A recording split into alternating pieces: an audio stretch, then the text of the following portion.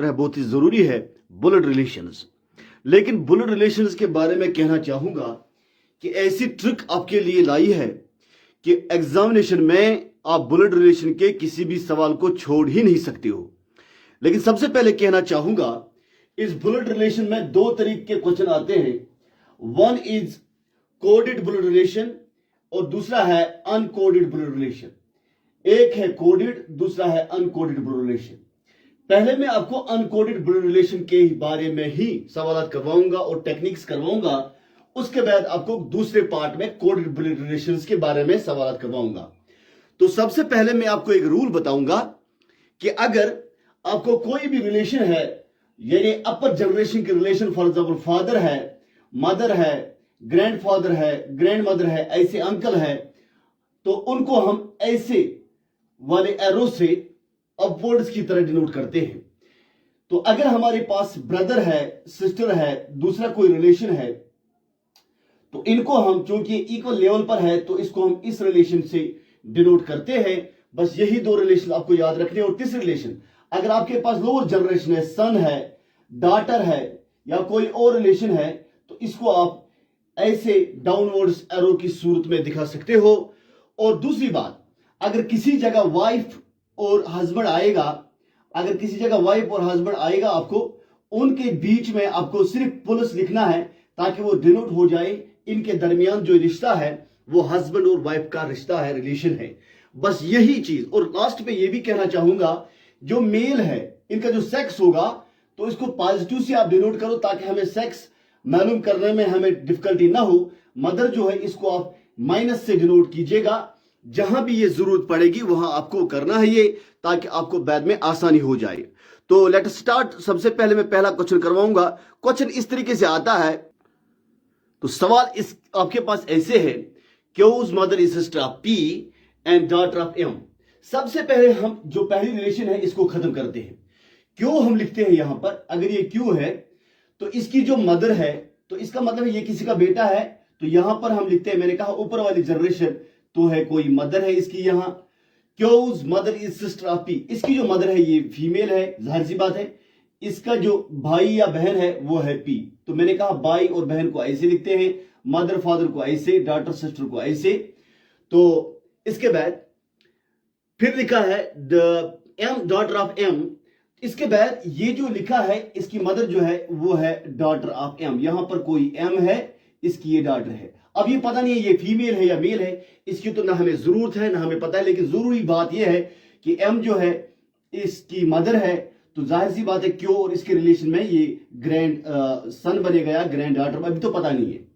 इसके बाद S is daughter of P. S जो है डॉटर ऑफ पी है, पी यहां पर है, इसकी एक डॉटर है एस है, ये फीमेल है। और daughter of P and sister of T, यानी इस एस की जो सिस्टर है वो, ये जो एस है ये सिस्टर ऑफ टी है। अब हमें पूछा गया है सवाल, how is M related to T, यानी इस और एम और इसके दरमियान हमें ये मालूम करना है ये क्या रिलेशन है, एम कैसे इसको रिलेट होता है। एम चूंकि एम की जो डॉटर है वो ये है, तो इसका भाई या बहन तो ये है, इसका मतलब है ये भी इसका बेटा ही बन गया। अब ये कोई औरत है या मर्द है, इसका बेटा है ये और उसकी बेटी है एस, उसका भाई है टी। जाहिर सी बात है पी का भी ये बेटा हो गया, तो एम और टी में रिलेशन हो गई, एम के बेटे या बेटी का बेटा या बेटी, यानी ये जो बन गया इस और इसमें रिलेशन है। अगर ये मेल है तो ग्रैंड सन बनेगा, अगर ये मेल है तो ग्रैंड सन बनेगा, अगर ये फीमेल है तो ग्रैंड डॉटर बनेगा। इसका मतलब है ये इसका या ग्रैंड फादर है या इसकी ग्रैंड मदर है। तो जाहिर सी बात है ये वाली ऑप्शन इधर इट इज ग्रैंड फादर और ग्रैंड मदर। सिंपल टेक्निक जो है बस वो एरोज को याद रखना है, आपको ये सवाल आएंगे। दूसरा सवाल लिखना चाहूंगा ताकि आपको जरूरत पड़े, आपको समझ में आ जाए। क्वेश्चन इस तरह है आपके पास, Raghu and Babu are twins. सबसे पहले ये हम खत्म करेंगे ये रिलेशन वाली। अगर मैं लिखूंगा राघु, ये है राघु और बाबू, बाबू है ट्विन्स, बिल्कुल साइड में लिखूंगा ताकि स्पेस बच जाए हमें। राघु जो है उसका जो भाई है या बहन है वो है बाबू। तो मैंने कहा ये ट्विन्स है, इसको इस वाले रिलेशन में करते हैं। इसके बाद बाबू सिस्टर रीमा, तो इसकी जो बहन है वो रीमा है, तो इसका मतलब है जाहिर सी बात ये फीमेल है, तो रीमा ये तो आ गया। रीमाज हस्बैंड इज राजन, इसका जो हस्बैंड है यहां पर पुलिस हम लगाते हैं, इसका नाम है राजन, इसके साथ इसकी शादी हुई है तो इसका हस्बैंड बन गया। इसके बाद राघु's मदर इज लक्ष्मी, मदर तो हम ऊपर वाले ऐसे लिखते हैं तो ये बन गई लक्ष्मी जी, तो ये इसकी मदर बन गई। तो यहां पर आ गया लक्ष्मी's हस्बैंड इज राजेश, इसका जो हस्बैंड है तो प्लस हम लिखते हैं यहां पर तो राजेश है।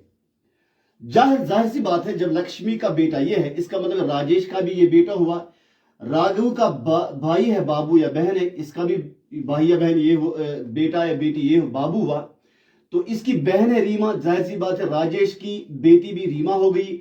अब हमारे पास सवाल यह है राजेश और राजन कि में क्या रिलेशन है, क्योंकि रीमा इस राजेश की बेटी है और राजेश रीमा का हस्बैंड है, तो बात यह मालूम हुई कि राजेश जो है इसके साथ राजेश की राजन की क्या रिलेशन है, राजेश ये राजन जो है राजेश की बेटी का शौहर है, that means this Rajesh is father in law of Rajan, तो ये हुआ father in law of Rajan. तो ऐसे सवाल आपको आते हैं तो बहुत आसान है। तीसरा सवाल दिखाना चाहूंगा आपको फिर से समझ में आ जाए। सवाल ऐसे है, pointing to a girl in a photograph Sarita said, जो ये सरिता होगी सबसे पहले हम फोटोग्राफ बनाते हैं। अगर ये फोटोग्राफ है यहां पर pointing to a girl in photograph, ये कोई गर्ल है फोटोग्राफ पे, सरिता ने कहा। इन वाले सवाल में सबसे पहले जो कहता है उसी से स्टार्ट करते हैं। वो क्या कहता है, शी इज, यानी ये वाली फोटोग्राफ वाली किसकी तरफ इशारा होता है, she is mother of Neha, यानी ये कोई औरत है, इसकी एक बेटी है, उसका नाम है नेहा, तो हम डाउनवर्ड्स एरो से हम इसको डिनोट करते हैं। She is mother of Neha whose father, यानी नेहा का फादर इज माई सन, यानी इसका एक पर्सन है, एक आदमी है, वो इसका फादर है, इसको फादर ही में लिखूंगा। तो जो ये फादर है इसका मतलब है जब ये नेहा की ये गर्ल मदर हो गई और ये वाला फादर हो गया, इन दो के दरमियान रिलेशन है हस्बैंड और वाइफ का, फिर कहता है कि हुज फादर इज माई सन, जो ये नेहा का फादर है ये मेरा बेटा है, यानी सरिता ने कहा सरिता का बेटा है ये, तो इसकी बेटी है ये। अब सवाल है कि how is girl related, how is girl in the pic relate to Sarita. जाहिर सी बात है सरिता का बेटा है, उसके साथ एक औरत की शादी हुई है, कि ये सवाल पूछ रहा है कि इस औरत उस सरिता में क्या रिलेशन है, तो ये सरिता इसकी मदर इन लॉ बन गई, गर्ल इसकी डॉटर इन लॉ बन गई। हमारा सवाल है how is Sarita relate to girl, तो इसका जवाब है daughter in law. This is the simplest way where you can solve these questions. Hope you would have understood it. आपने इसको देखा समझा। दूसरा इसका पार्ट है uncoded blood relations, discoded blood relations other, उनको मैं दूसरे पार्ट में करूंगा इंशाल्लाह।